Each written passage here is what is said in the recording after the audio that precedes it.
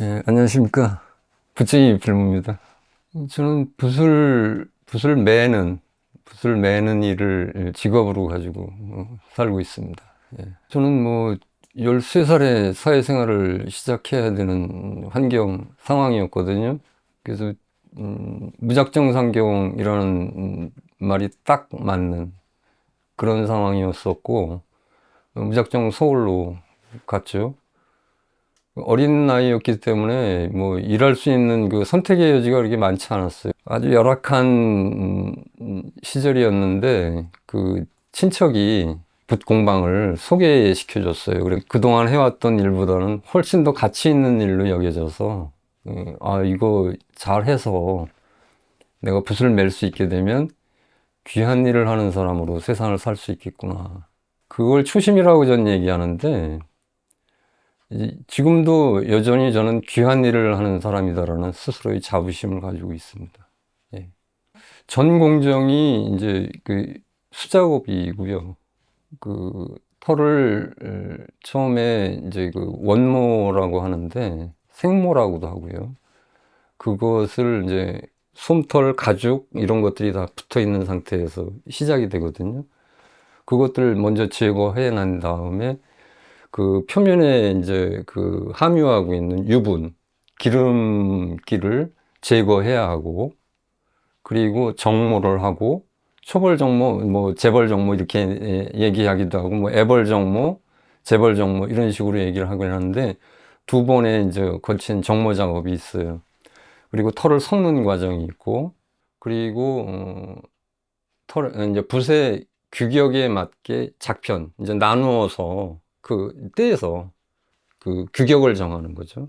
그 하기 전에는 뭐 재단 과정도 있고 털을 이게 섞는 과정이 굉장히 지난한 작업이에요. 시간이 반복되는 일이라서 시간도 많이 소모되고 그 과정을 거치게 되면 이제 작편이라는 것을 하고 그때에서 이제 이 규격에 맞는 일정한 그 부피로 이렇게 나누어서 이제 종이로 감싼 다음에 이제 물끝보기라는 걸 하고 그 다음에 물끝보기가 완전히 끝났을 때 그 물끝보기 특징은 버리는 과정이에요. 그러니까 얼마나 철저히 버렸느냐가 결국은 그 제가 생각하는 순도 높은 완성도 그것에 이르는 것이다라는 생각으로 그 아까워하지 않고 불필요한 것들 그런 것들은 철저히 버리는 그런 과정이 계속 그 공정마다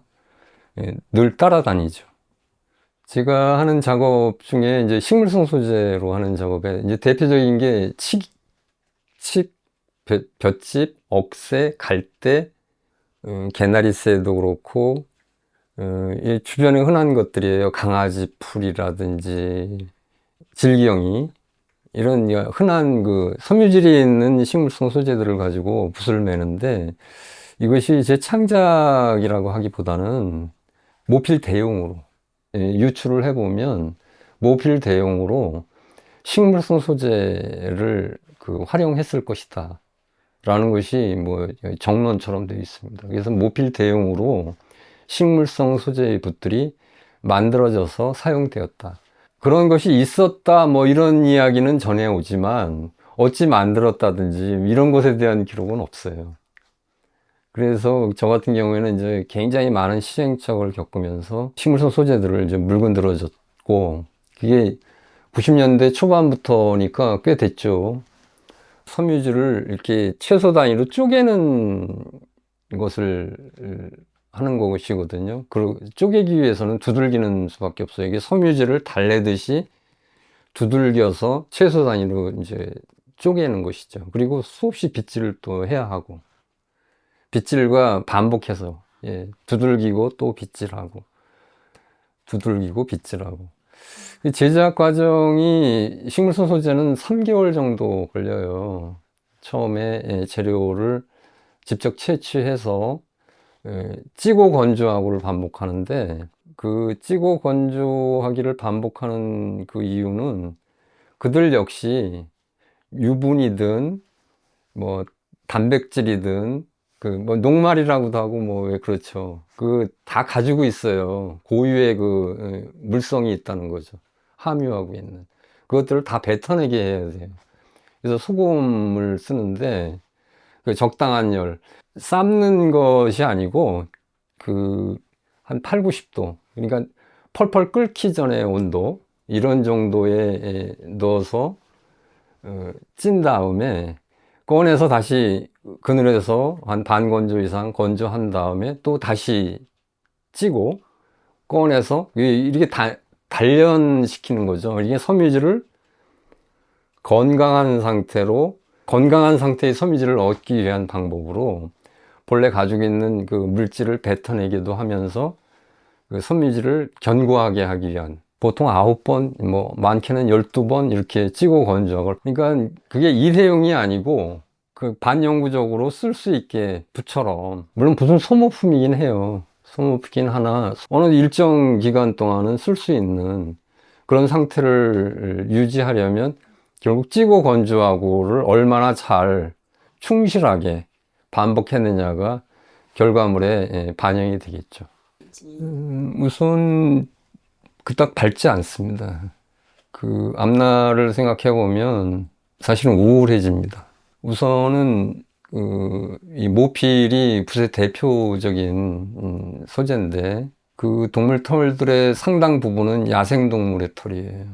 근데 이 야생동물 보호법이 원체 엄격하게 지금 이 작동하고 있기도 하지만 동물들의 개체수가 지금 멸종위기 동물도 무척 많이 늘어나고 있고 보호종으로 지금 지정된 동물들도 많거든요. 근데 그들이 가지고 있는 털이 붓으로 만들어지면 굉장히 또 좋은 그 소재거든요. 재료이고. 근데 동물보호법도 있지만 그 갈수록 이제 그것들이 양이 적기도 하고 그것을 구해서 작업을 하기가 원활치 않습니다. 가격도 뭐 지금 천정부지로 상승하고 있기도 하고 뭐 일부 몇몇 사람들은 우리나라든 뭐 다른 나라든 붓을 만드는 사람이라면 몇몇 사람은 지금 그걸 하고 있기도 하고 그런 얘기를 들어요. 그러니까 붓을 만들기 위해서 동물을 사육하는 거죠. 그러니까 목적은 붓을 매기 위해서예요. 이를테면 면양 같은 경우에 그 양털 말입니다. 양모. 살아있는 그 생명을 죽이지 않고도 그냥 깎아서 우리가 사용할 수가 있잖아요. 저희들이 사용하는 붓의 재료는 살아있는 것을 이렇게 뭐 깎든가 잘라서 털만 잘라서 사용한다는 것 자체가 사실상 어렵죠. 되면 소실됨이 없이 채취를 해서 제가 필요한 것을 사용할 수는 있을 수는 있겠으나 모아온 털을 가지고 붓을 매야 하는 상황이 될 텐데 그건 어렵죠. 또 이 기후변화를 걱정하기도 해요. 뭐 붓 만드는 사람이 뭐 기후변화를 왜 걱정해 라고 얘기할지 모르겠으나 올 3월 뉴스를 보고 그랬는데 작년 뉴스랑 올 뉴스랑 또 다르더라고요. 몽골, 뭐 땅도 크잖아요. 거긴 그 초원이 형성이 돼 있어서 유목민들이 아주 대대로 짐승들을 키우면서 먹이 따라서 이렇게 이동하면서 생활을 해왔잖아요. 근데 전 국토에 뭐 몇 년 전에는 전 국토의 50%가 사막이었다가 70%, 지금은 올 뉴스상으로는 80%가 사막화가 됐대요. 풀 한 폭이 자라지 않는 거예요.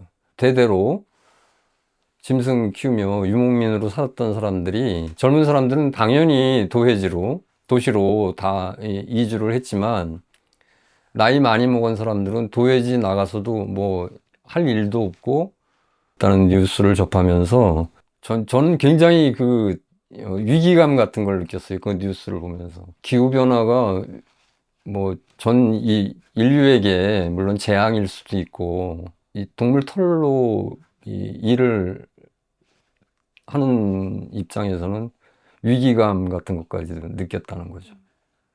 그게 현실이에요. 어렵습니다, 지금. 앞날이 그래서 밝지 않은 거죠. 우리 그 전통은 뭐 흔히 전통을 살려야 한다라는 말씀들을 하시는데, 전통이 계속 살아가고 또 유지되고 또 전통이 이어지려면 가장 그 중요한 것이 제가 생각하기에는 관심이거든요. 보다 많은 관심, 뭐, 이런 것들이 필요한 요소가 거기에 있다. 저는 늘 이렇게 늘 생각을 하고 있습니다. 그래서 제가 인사말을 그렇게 늘 합니다. 관심 많이 가져주십시오라고 인사합니다. 그리고 또 이렇게 만나는 분들에게는 관심 가져주셔서 고맙습니다. 이렇게 표현을 합니다.